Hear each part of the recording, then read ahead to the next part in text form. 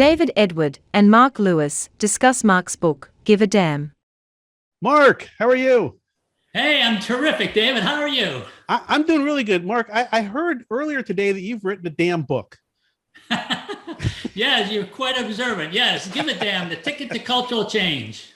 Yeah, no, I don't know if I'm observant, but I take good notes, and all of that. So give a damn, and it's been out for about 4 years. Is that right? It's been out 5 years, but I re-engineered the book about 2 years ago. Okay, interesting. So what is give a damn? Well, throughout my process as a business coach and leader, I saw some things in the environment, now both personally and professionally, and I'm going like, really, did you just do that? And so I got a dictaphone and I started recording all these circumstances that I just couldn't believe what was going on in the environment. And I found that people are becoming a lot more selfish and self-centered and ego-driven, that society has gone that way. And I had to do something about it to try to educate the marketplace on how to change it. I love it. Yeah, they're catching up to my ego-driven selfishness, which I thought I was way ahead of everybody. Well, I agree with you. This isn't a political conversation, but the book certainly. So what specifically does the book address then, culturally? Well, what I've done is I've tried to analyze today's environment and what's caused our cultural change to become a bit more self-centered, more violent, these things that are going on. And actually, we've become the less happier society. Yeah. So I identified 9 things that are in the book that addresses those circumstances that people need to be more aware of. And that's why I wrote the book, and get people to be more aware of those circumstances. Now, is this book based upon coaching and topics that you have developed over a long period of time, or did you just identify the need and kind of sit down and scope the book and decide this was the book that you needed to write? Well, actually both. Because what I wanted to use this as a business tool where people can use what I put together to create a better culture and a better environment. So when you create a better business culture and a better environment, everybody becomes happier because now you're doing things for other people. You're becoming altruistic. And when you become altruistic, both at the company level and at the personal level, life changes. And I have a lot of stories in here and research that shows those changes are really pertinent or necessary in today's society to make it happier. Interesting. So walk me through the process of, there was a point, I always say there was the day before you started writing the book, and then there was the day after you started writing the book when you were writing it. What was that day? What was that transition like? Well, I will tell you this, David. If you told me 10 years ago I was going to write a book, I would have said, you're absolutely crazy. I'm a business guy. I don't like English. I didn't really like to write. I didn't really read much. But there was this internal drive that says, what's going on in today's society? And I had to write it and I had to get it down. I think a lot of people in today's world have this idea in their mind that they want to put on paper and they just don't do it. I got to the point where I just did it. And then I went on my own and started dictating and writing all this stuff down. And then what do I do after I did it? I thought I was going to be good at it and I did it on my own, but then I realized later on I needed help. Yeah.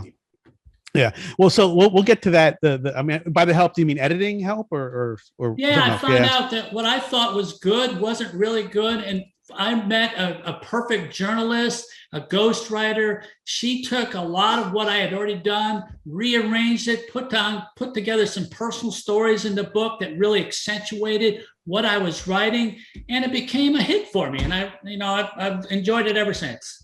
That's great. Yeah, it's funny when your brain tricks you when you read your own writing, especially, the closer you are to having written it, the more your brain fills in the gaps and just tells you how wonderful it is.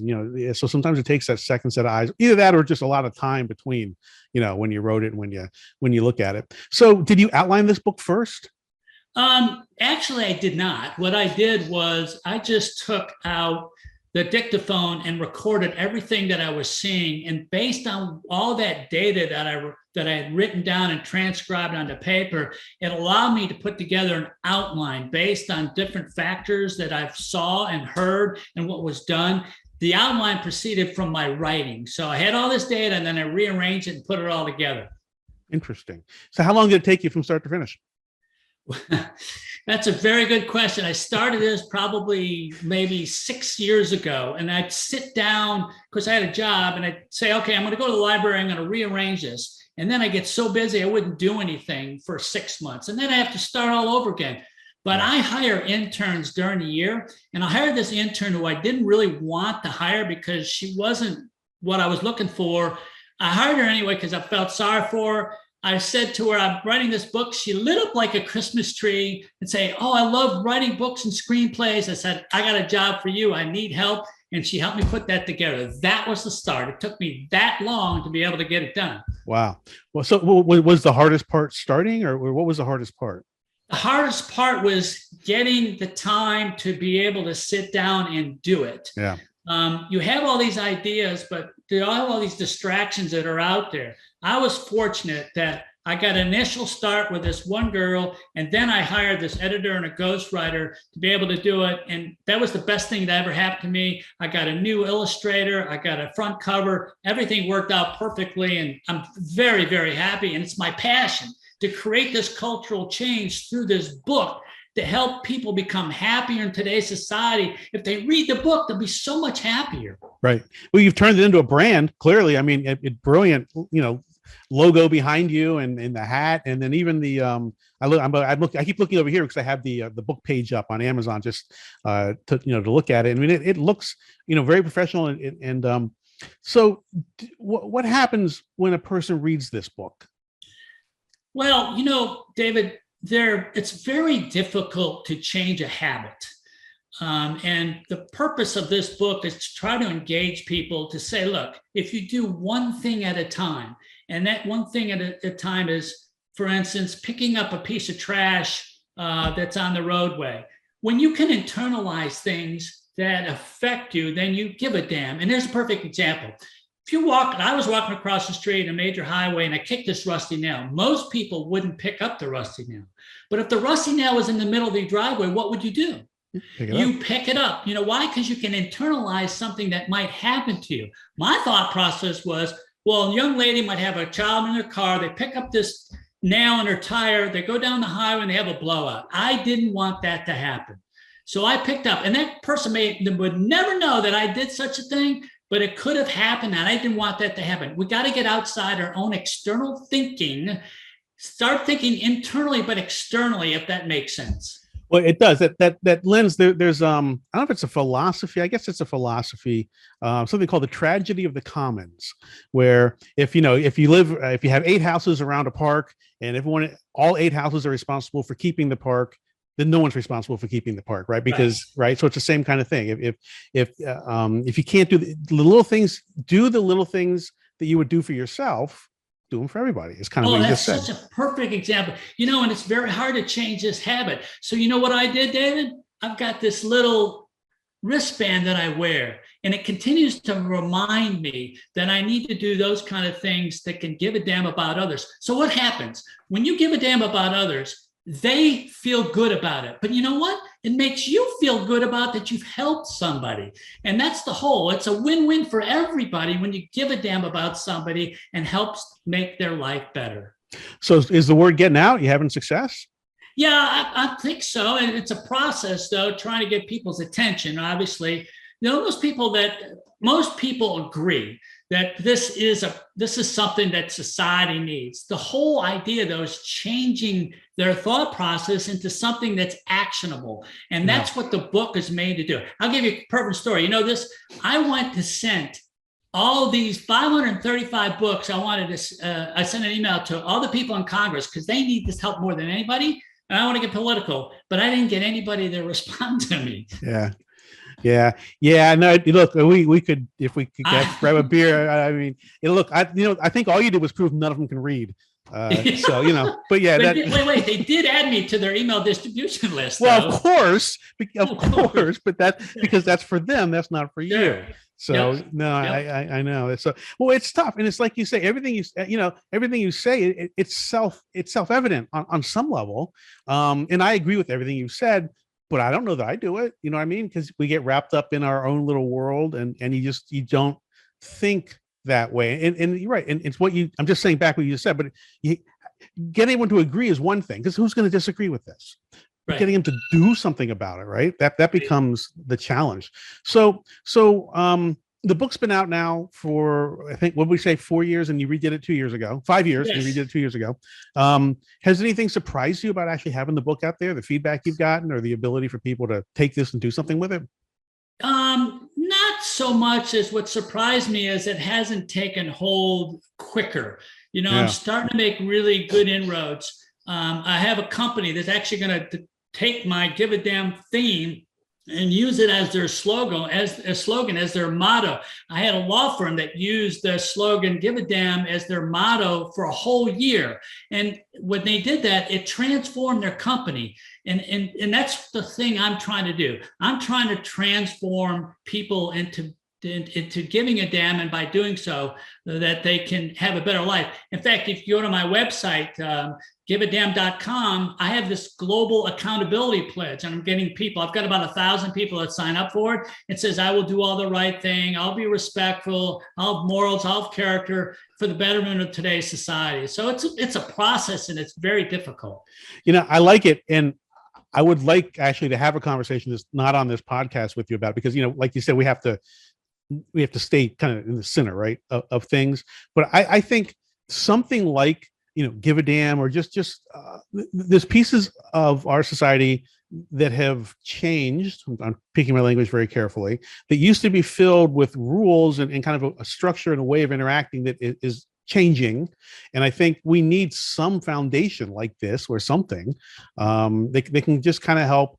I don't even know what the right word is. It's hard for me to say back to you, but let me interrupt. I will tell you, it's like 40 or 50 years ago, we had duties and responsibilities. Now, this isn't my quote. Now people think they have rights and privileges, and that is not what brings us together. And so, I have a slogan. My slogan on this is: individually, you make a difference. Collectively, we can change the world. And that's what I'm trying to do. Create this movement that we can all collectively work together that can make a difference in today's society. Look, I wish you luck. It's a heavy pole that you've picked up and that you're running with. The baton weighs a lot.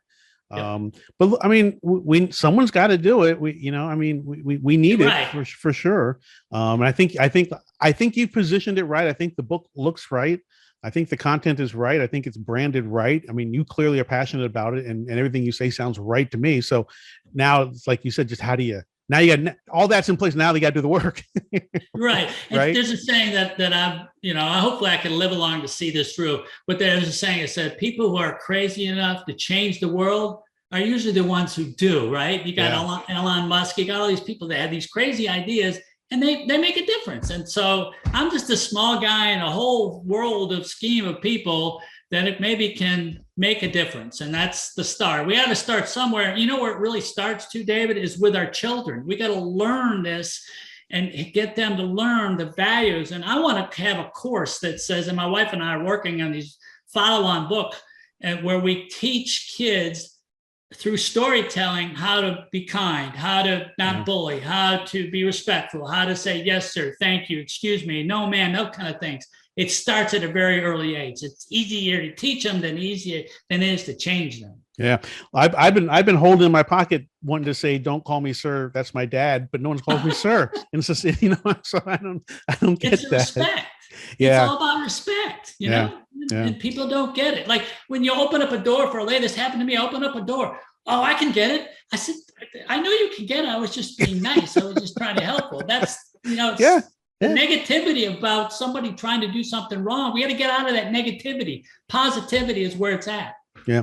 Well, Mark, we got to wrap this up. But normally I ask if you have any advice for someone that might want to write a book like you. But I want to ask you a different question, which is, we have it's a small audience, but it's not none. People will watch this. Is there any message that you want to leave, close this out with, that you want people to hear? Yeah, and I think it's what I said earlier. It's my slogan. Each person, one at a time, can make a difference. And when we bring all these people together, we can make a bigger difference. And that's why I say individually, you can make a difference. Collectively, we can change the world. It's got to come from everybody agreeing. And then if we get like 1 million people, we can go to a Congress or go somewhere else and say, hey, this is the right thing to do. We can't please everybody, but when you do the right thing, then it's responsibility, it's accountability. Even though the consequences might be bad, always do the right thing. That's what's really important. Yeah, I think that's right. I think that's good advice. Well, look, let's stay in contact. If you do have another book come out or whatever, let's do another quick. I want to tell you really quickly about our other book my wife and I are writing. It's called Make a Splash, and it's centered around a cuttlefish. He's got 8 tentacles, right? It's like a squid. And he's got each one of those tentacles is going to focus on a story for a kid about being kind. It's going to be sea creatures. That's the next book. My wife, she's an educator. She's a teacher. She knows all about this stuff better than I do. But the philosophy is take the given attitude and bring it at a very low level for kids to understand. And that's where we can make a big impact. When do you think that'll be coming out? Oh, I think I would say by the end of the year, we've already finished the first cut, and there are going to be eight books because there's 8 arms and then 2 tentacles. Right. So we got 10 books focusing on 10 key what I call give a hoot words. Yeah, that are going to make it. It's called Make a Splash. Make a splash. Cool. I'm excited about it. It's going to be fun. My wife's great at what she does. She's a teacher and educator. Yeah. Well, that's great. Well, Mark, look, I'll put a link to all this stuff below the video. Hopefully this thing goes a little viral, and hopefully it helps get your message out some. You're terrific, David. I really appreciate all the support you've given me, and anybody out there, I'm happy to talk to them. They can go to my website, at giveadamnbook.com. It'll take me to my main website, and here's where it's all about. Right like that. Beautiful. All right, sir. David. Thank you. Bye. Have a great day. You too. Bye. Thank you for watching. Please consider hitting the subscribe button.